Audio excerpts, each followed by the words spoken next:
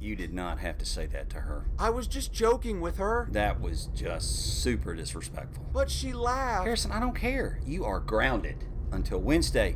No video games, no TV, no playing in the neighborhood, and that's final. Not another word. I can't wait till Wednesday. You got the moderate risk from near Demopolis, Birmingham, Anniston, Tuscaloosa, all the way up to eastern Kentucky. That includes Huntsville and Nashville and Knoxville. The new surface low begins to form north of Memphis. It's pretty favorable for severe weather here now. Notice it's got nothing across our state at midday. That's because there should be a capping inversion in place that keeps a lid on things. We warm up, we hit the mid-80s, and the cap should break at some point during the middle of the afternoon, and that's the greatest concern initially is for supercell storms that could produce tornadoes. This is 7 o'clock Thursday evening. That's the significant tornado parameter. Numbers are really high. There's the supercell composite parameter, and again, the numbers are almost maxed out. And the Craven-Brooks Severe Weather Index, which is almost maxed out. So it's going to be a rough ride this week, especially tomorrow and Wednesday. And the target day for the most significant severe weather we think will be Wednesday afternoon, Wednesday evening. Wednesday afternoon, supercells, isolated cellular. Wednesday night, squall line with damaging winds. So strap in.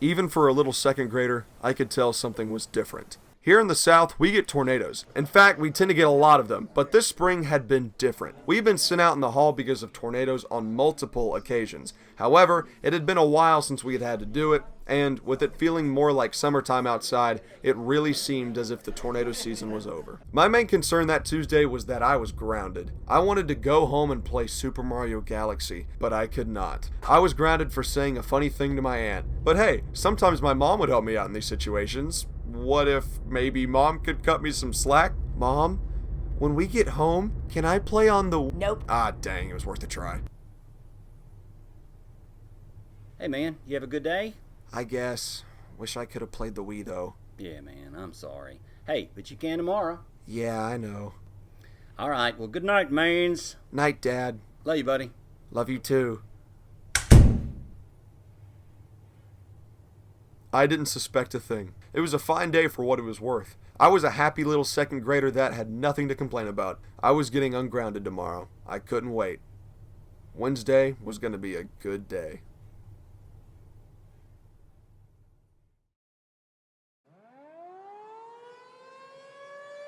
Whoa, okay, the sirens are going off. That means tornado warning. Naturally, I rushed downstairs as fast as I could and looked into my living room from on top of my staircase. Dad was already watching the TV coverage. Dad? Oh, hey, buddy. Hey, man, you can go back to bed. We're gonna be fine. There was absolutely no way that I was going to be able to sleep with those tornado sirens ringing on. I didn't say a word and I snuck down to the couch where I sat down behind Dad, who kept watching. I had no idea what they were talking about on the TV, but I was able to read my dad, and he seemed a bit more relaxed. So, because it was still like 4:44 a.m., I slowly drifted asleep on the couch.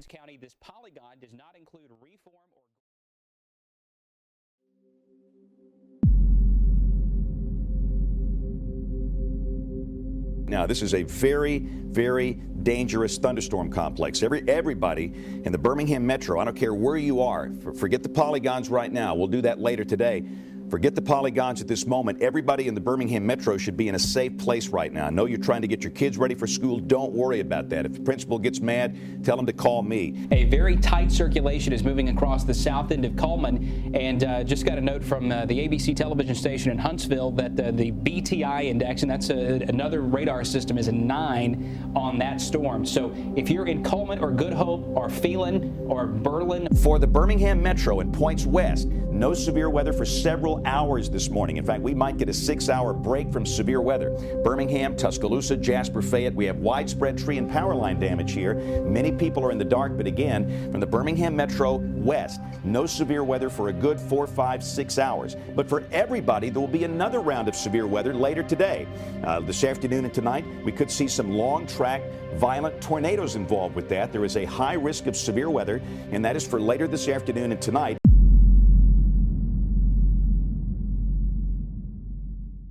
Well, I was glad that was over. That morning, I came into my second grade classroom with a smile on my face. Hey, Mitch. Hey, Harrison. Where is everybody? I don't know. Even Miss Jarnold isn't here. What? Why isn't she here? I don't know. Whatever. Free day. There's probably going to be so much damage by the time we wake up tomorrow morning that it may be days or weeks before we get to the damage, and we may not even see all the damage before it's all over. Since we're already getting a lot of sunshine, that means that we will recover. You walk out right now, and it's nice and cool, and the humidity's kind of low, but that'll change here as we get into the afternoon hours. And unfortunately, we are under the greatest risk possible for tornadoes, and we're pulling out all the stops. We're under what's called a high risk for a lot of severe weather, including long track, strong to violent tornadoes sometime between 1 and 4 p.m. over the central sections, and then after 4 p.m. in the far east, we could see just a horrific event unfold for us. I really have been saying a lot of prayers because I think this is going to be a very nasty outbreak of severe weather today. It sounds like I hear a little fear in your voice. Well, it's not so much fear, although I am, well, I guess you're right. There is a little bit of fear.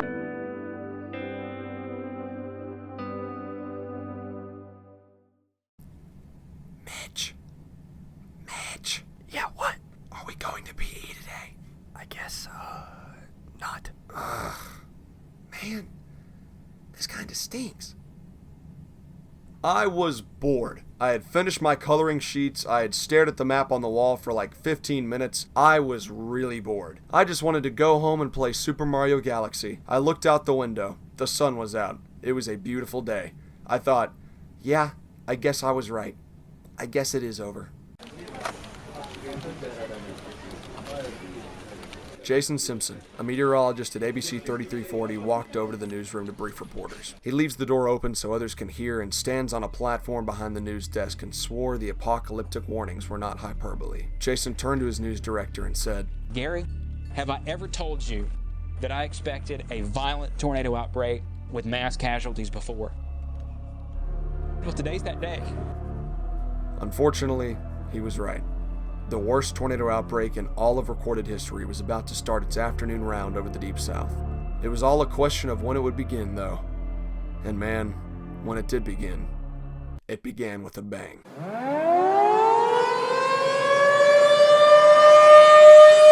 What? Everyone get up, grab your books, line up. I grabbed my book and headed into the hallway where my friends and I plopped down on the ground.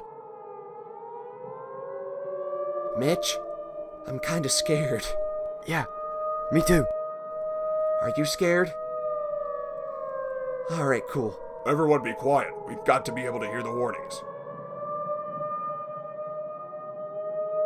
It was extremely quiet in that building, which means you could hear everything the teachers were saying. Do you have any idea where the tornado is? I don't know, but it's on the ground. It's on the ground?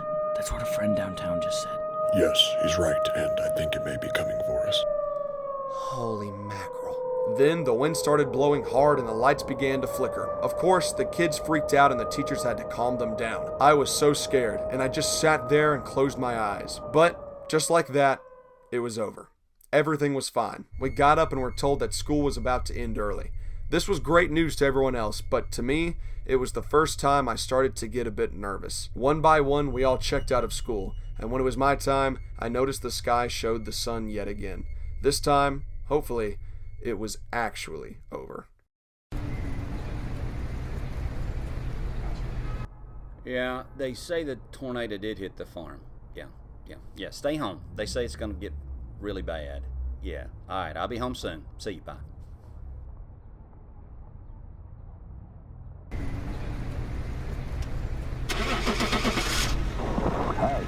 Again, this is a tornado emergency for the city of Coleman at 2:40. Dad drove west towards the family farm. He wanted to make sure everything was all right and intact. While he was driving, he just listened to that radio. Wait and watch the television. Right now, you need to go to that tornado-safe place in your home.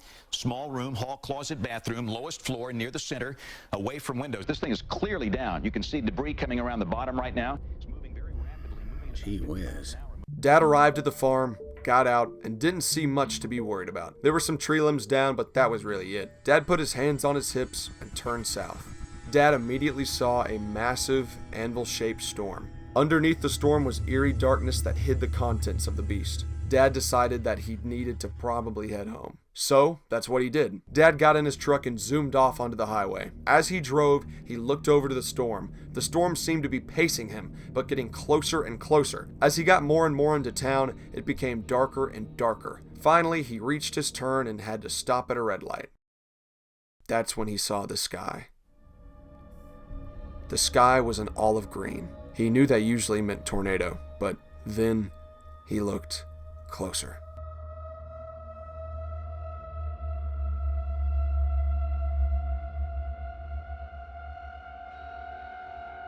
The light turned green and Dad sped home as fast as he could. He turned into the driveway, threw himself onto his truck, and... Alright, we need to get in the storm shelter right now. What? We need to get in the shelter right now. What? Look, we need to go to the shelter right now. It's right on top of us. Dad? Get your shoes on. Victoria, come on! We all rushed to get our shoes on, and then we ran out the door. We ran over to our neighbor's backyard where the storm shelter was, swung open the door, and went in. We sat there in silence. Eventually, hail started to hit the top of the shelter. It got really rough for a bit, but relatively quickly, it was over. We got out and walked back to the house. Debris was already scattered about the yard. Dad looked down at the radar on his phone and he realized there were still so many more storms to come. However, the dry line was on its way eastbound, so he made a quick decision. All right, everybody get in the car. What? We're gonna go west. The line is on its way. Why don't we just wait it out? Well, there's like 3 more tornadoes on the way. Ooh, all right then. So we get in the car, turn out that driveway, and we were westbound. While we drove west, multiple, violent, long-track tornadoes were on the ground. Coleman, Hackleburg, Phil Campbell, and Tuscaloosa were just some of the towns that took direct hits from EF4 or EF5 tornadoes. The state of Alabama had never seen anything like this before. It was a completely devastating disaster. This will be a day that will go down in state history. And all you can do is pray for those people. This is a large, violent tornado coming up on downtown Tuscaloosa. Be in a safe... It was over for us. We had crossed the dry line and had sat down in a restaurant we had never been to before. We watched coverage of storms going on as the sun went down, and for the first time, we saw the real images of the outbreak. I just watched. I was shocked. The whole day had just shook me to my core. All I could do was just think. I was so anxious. Gosh.